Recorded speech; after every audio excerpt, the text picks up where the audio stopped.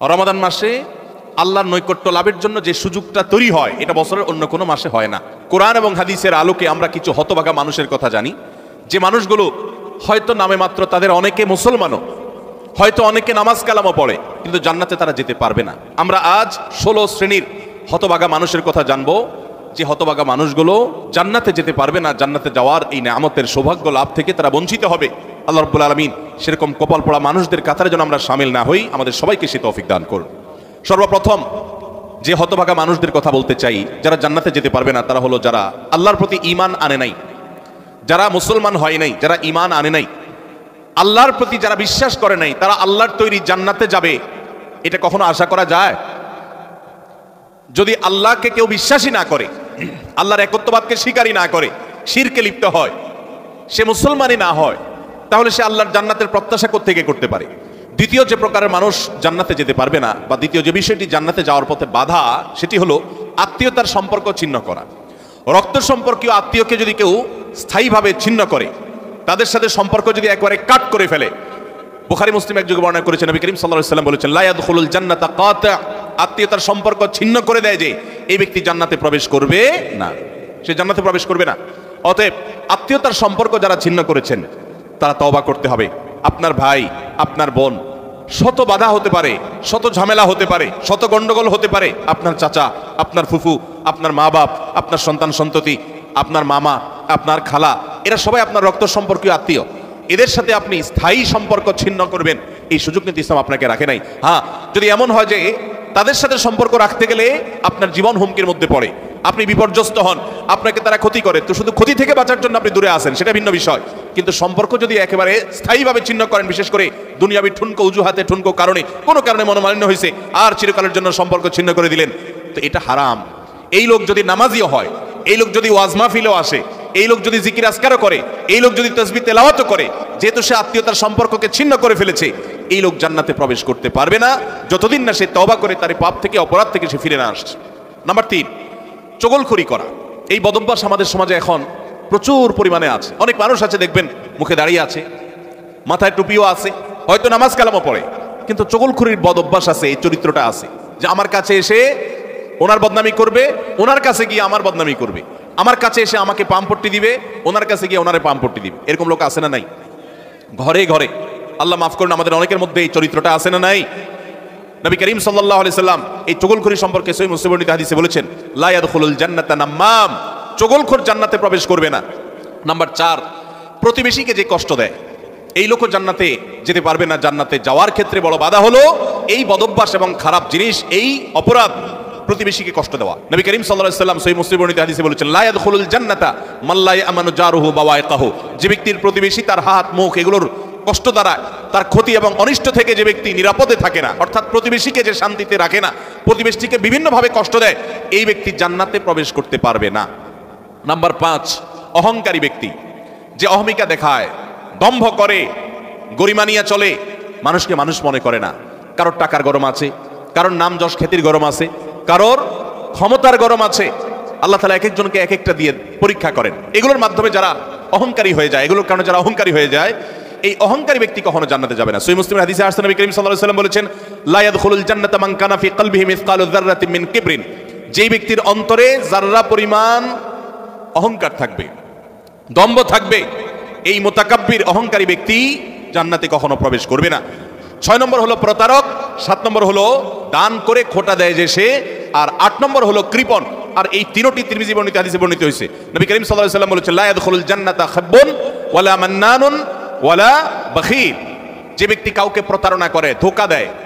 এখন আমাদের সমাজে মুসলমানদের মধ্যে ধোঁকা দেনওয়ালা মানুষের সংখ্যা কি কম না বেশি? দোকানদার বলেন, ব্যবসায়ী বলেন, চাকরিজীবী বলেন, যার কথাই বলেন, এমনকি নেতারা বলেন, জনগণকে ধোঁকা দেয়। ঠিক না বে ঠিক? সবাই যার যার জায়গা থেকে কে কাকে ল্যাং মারবে, কে কাকে ধোঁকা দিবে, এটাই হলো আমাদের কাজ এখন।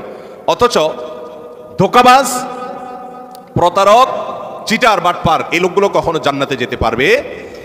নবী করিম সাল্লাল্লাহু আলাইহি ওয়াসাল্লাম হাদিস বলছে যে প্রতারক জান্নাতে যাবে না। দ্বিতীয়ত মান্নান, অর্থাৎ দান করে যে খোটা দেয়, এই লোকও জান্নাতে যেতে পারবে না। দান করে খোটা দেওয়ার বদভ্যাস আছে না নাই আমাদের অনেকের? দান করেছেন আল্লাহকে খুশি করার জন্য, যদি আপনি খোটা দেন তাহলে আপনার দান বরবাদ হয়ে যায়। ওটা নষ্ট হয়ে যায়।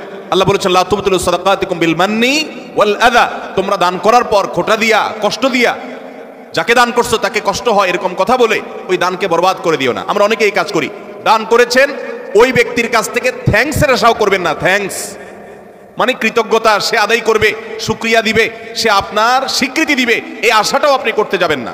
8 নম্বর হলো কৃপণতা। এটা জাহান্নামের যাওয়ার অন্যতম বড় মাধ্যম এবং জান্নাতে যাওয়ার ক্ষেত্রে বাধা হলো কৃপণতা। নবী করিম সাল্লাল্লাহু আলাইহি সাল্লাম কৃপণ ছিলেন না, তার অনেক সম্পদ ছিল না, কিন্তু যা ছিল সেটা অকাতরে তিনি দান করতেন। তার যে দানশীলতা, আম্মা জান আয়েশা রাদিয়াল্লাহু আনহা বলতেন যে তিনি দানশীলতা তার বিশেষ করে রমজান এলে এমন বেড়ে যেত যে মুক্ত বাতাসের মতো, যে চাইতো তাকেও দিত, যে চাইতো না তাকেও দিত, সর্বত্র তার দান ছড়িয়ে যেত এবং দান করতে করতে সব শেষ করে অনেক সময় বাসায় যেতেন, তার নিজের জন্য কিছুই রাখতেন না। এইভাবে তিনি দানশীল ছিলেন। তো নবী সাল্লাল্লাহু আলাইহি সাল্লাম কৃপণতা থেকে পানা চেয়েছেন। আমরা অনেকে কিন্তু কৃপণ, আল্লাহ অনেক সম্পদ দিয়েছে কিন্তু খরচ আমরা করতে চাই না। নবীজি পানা চাইছেন, আল্লাহুম্মা ইন্নী আউযু বিকা মিনাল বুখলি ওয়াল জুবন, আল্লাহ আপনার কাছে কৃপণতা থেকে পানা চাই। 9 নম্বর, ঘুষ দাতা এবং ঘুষ গ্রহীতা। যে ঘুষ দেয় সে যদি একান্ত নিরুপায় হয়ে দেয়, এমন কাজ যে কাজ না হলে তার জীবন বাঁচে না, অনেক জটিল প্রয়োজন, এরকম প্রয়োজনে সে যদি ঘুষ দিতে বাধ্য হয়, ঘুষ দেওয়া ছাড়া তার কোনো উপায় না থাকে, তাহলে ওই ব্যক্তিকে মাজুর হিসেবে আল্লাহ তাআলা মাফ করবেন আশা করা যায়। কিন্তু সচরাচর আমরা দেখা যায় আজকাল যেসব ক্ষেত্রে ঘুষ দিয়ে সুবিধা নেই, ওটা না নিলে আমি যে মরে যাবো এরকম না, আমি ইচ্ছা করলে হারামটা নাও করতে পারি। নাম্বার 10, মাতা পিতার অবাধ্য। নাম্বার 11, নেশাগ্রস্ত, নেশায় আসক্ত। এই সম্পর্কে নাসাই বর্ণিত হাদিসে আসছে, নবী করিম সাল্লাল্লাহু আলাইহি ওয়াসাল্লাম বলেছেন লা ইয়াদখুলুল জান্নাতা আকুন ওয়ালা মান্নান ওয়ালা মুদমিনু খামরিন, জান্নাতে যেতে পারবে না মা বাবার নাফরমান, মা বাবার অবাধ্য, মা বাবার সাথে বেয়াদবি করে, মা বাবার যৌক্তিক নির্দেশগুলোকে লঙ্ঘন করে। অনেক মানুষ আছে দেখবেন নামাজ কালাম পড়ে, কপালে সিজদা পড়ে গেছে, অন্য অনেক ভালো কাজ করে, কিন্তু মা বাবার প্রতি তিনি অনুগত নন, তাদের সাথে নাফরমানি করে। এই সন্তান কখনো জান্নাতে যেতে পারবে না যাবত না আল্লাহ তাআলা তাকে মাফ না করেন। আর 11 নম্বর হলো মাদকে আসক্ত, যেটা এই একই হাদিসে নাসাই বর্ণিত হাদিসে আছে। মাদক আসক্ত অর্থাৎ মাদক সেবন করতে করতে এটাতে সে অভ্যস্ত হয়ে পড়েছে, এটা স্থায়ী রোগে পরিণত হয়েছে, এই লোকটাও জান্নাতে যেতে পারবে না। 12 নম্বর হলো ওই লোক। 13 নম্বর হলো অহংকারী ব্যক্তি, যে শুধু অহংকার করে তা নয়, অহংকারের পাশাপাশি আরেকটা বদভ্যাস আছে, আরেকটা রোগ আছে, যে রীতিমতো কাউকে পাত্তা দেয় না এবং গোয়ার কিসিমের হয়, গোয়ার কিসিমের হয়, খুব তেড়া কিসিমের হয়, শক্ত মেজাজি হয়, কোনোভাবেই সে নরম হতে চায় না। এই অতুল এবং জাওয়াজ, আবু দাউদ শরীফের হাদিসের বর্ণনা মতে এই টাইপের মানুষও জান্নাতে যেতে পারবে না। যারা অনেক বেশি এরকম গোয়ার হয় এবং রূঢ় স্বভাবের হয়, স্বভাবটাই হলো রূঢ়, স্বভাবটাই হলো রুষ্ট, সে সবসময় মানুষের সাথে এরকম কঠোর স্বভাবের হয়, তার মনটাই হলো পাথরের মতো, এই মানুষগুলো জান্নাতে যেতে পারবে না। 14 নম্বর হলো গণক, যে ভবিষ্যতে কি হবে না হবে মানুষের সমস্ত গণনা করে বিভিন্ন খবর বলে দেয়। অনেক সময় এগুলো সত্য হয় এবং কুফরি কালাম করে শয়তানের আশ্রয় নিয়ে ব্ল্যাক ম্যাজিকের মাধ্যমে, জাদুবিদ্যার মাধ্যমে বিভিন্নভাবে এরকম অনেক কিছু বলতে পারে তারা, এবং সেগুলো খেটেও যেতে পারে, অস্বাভাবিক নয়।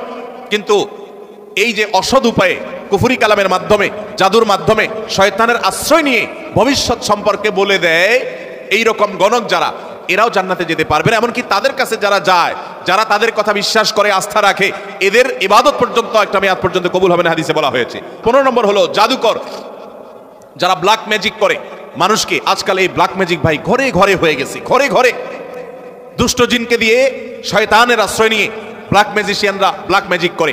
দেখবেন যে বিভিন্ন পোস্টার লেখা কামরূপ কামাখ্যা থেকে প্রশিক্ষণ প্রাপ্ত, আছে না নাই? ফেসবুকে দেখবেন বিভিন্ন কমেন্টে এরকম পোস্টার পোস্ট করে অনেক লোক। আবার অনেক সময় দেখবেন বিভিন্ন জায়গায় এগুলো আছে।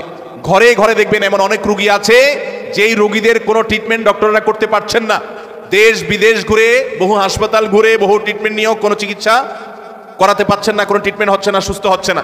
এগুলোর একটা অংশ, আমি সবগুলো বলছি না, একটা বড় অংশ ব্ল্যাক ম্যাজিকের রোগী, আস্তে আস্তে শেষ হয়ে যাচ্ছে। বিভিন্ন বর্ণনা আছে সম্পর্কে। ব্ল্যাক ম্যাজিক এটা ওটের উপর যদি পড়ে তো ওটকে পাতিল পর্যন্ত নিয়ে যায়, অর্থাৎ শেষ হয়ে যায়, জবাই করে খাওয়া ছাড়া উপায় থাকে না, আর মানুষকে কবর পর্যন্ত নিয়ে ছাড়ে। অন্য আরেক হাদিসে আছে যে এই যে মানুষের হিংসাত্মক দৃষ্টি, কুদৃষ্টি, বদনজর, এটা ভাগ্যকে পর্যন্ত আল্লাহর ফয়সালাতেই পরিবর্তন পর্যন্ত করে দেয়, এরকম ভয়াবহ একটা বিষয়। এই ব্ল্যাক ম্যাজিশিয়ান যারা, এরা জান্নাতে যেতে পারবে না।